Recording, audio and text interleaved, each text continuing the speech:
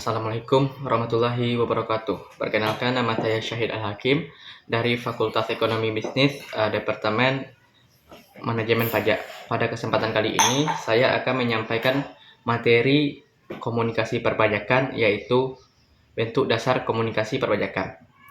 Mengacu pada teori komunikasi dari Baran and Davis pada tahun 2010, MC Quali pada tahun 2011, dan Mulana pada tahun 2000, komunikasi perpajakan dapat dikategorikan sebagai berikut.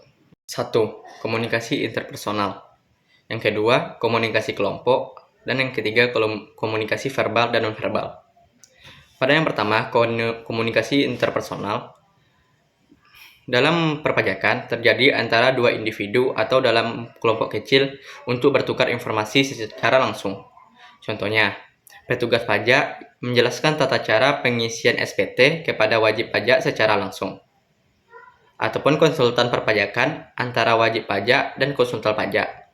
Wajib pajak meminta klarifikasi kepada petugas pajak melalui telepon atau email.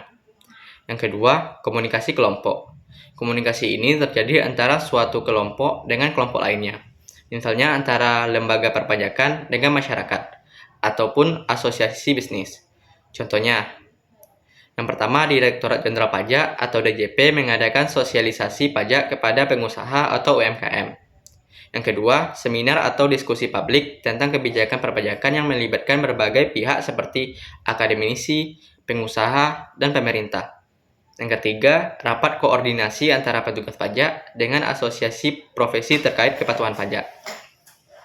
Yang ketiga, komunikasi verbal dan nonverbal.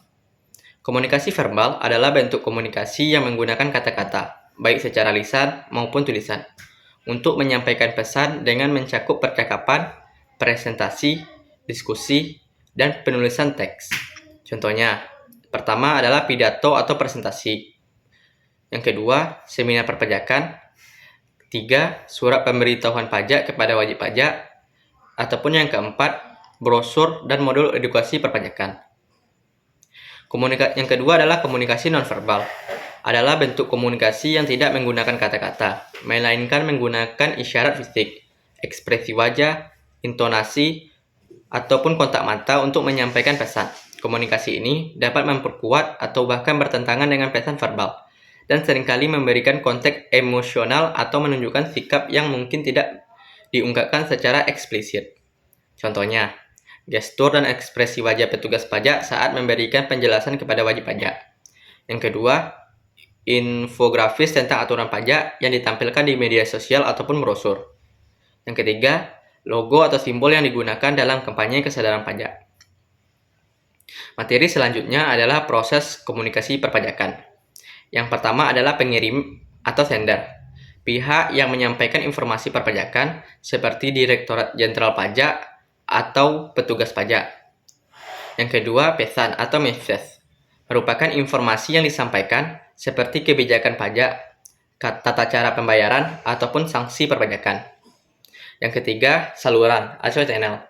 Merupakan media atau metode yang digunakan untuk menyampaikan pesan, misalnya surat resmi, media sosial, seminar, ataupun situs perpajakan. Yang keempat adalah penerima atau receiver. Merupakan orang atau kelompok yang menerima informasi seperti wajib pajak, perusahaan, ataupun masyarakat umum. Yang kelima, umpan balik atau feedback. Merupakan respon atau reaksi dari penerima setelah menerima pesan, misalnya pertanyaan, kepatuhan terhadap pajak, ataupun keluhan. Yang keenam adalah gangguan atau noise. Merupakan hambatan yang dapat mengganggu komunikasi, seperti kesalahan informasi, kendala teknis, ataupun kurangnya pemahaman wajib pajak. Materi selanjutnya adalah hambatan dalam proses komunikasi perpajakan. Yang pertama, gangguan. Merupakan hambatan fisik ataupun psikologis seperti kebisingan, sinyal buruk, ataupun kurangnya perhatian. Yang kedua, bahasa.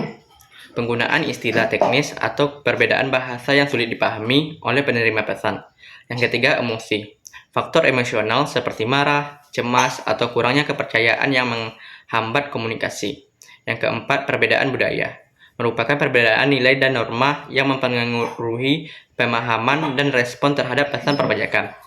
Yang kelima, ketidakjelasan pesan. Informasi yang disampaikan terlalu rumit ataupun ambigu, yang menyebabkan kebingungan wajib pajak. Nah, ada beberapa cara yang dapat dilakukan agar komunikasi perpajakan dapat berjalan dengan efektif. Yang pertama, kejelasan pesan. Informasi pajak harus disampaikan dengan bahasa yang sederhana dan mudah dipahami. Yang kedua, kredibilitas pengirim. Pesan harus berasal dari sumber yang terpercaya, seperti dari DJP ataupun konsultan pajak. Yang ketiga, interaksi dua arah. Wajib pajak harus bisa bertanya dan mendapatkan jawaban yang jelas. Yang keempat, informasi yang akurat. Data dan aturan pajak yang disampaikan harus benar dan sesuai dengan peraturan yang terbaru. Terima kasih telah menyaksikan presentasi dari saya. Kalau ada salah, mohon maaf. Assalamualaikum warahmatullahi wabarakatuh.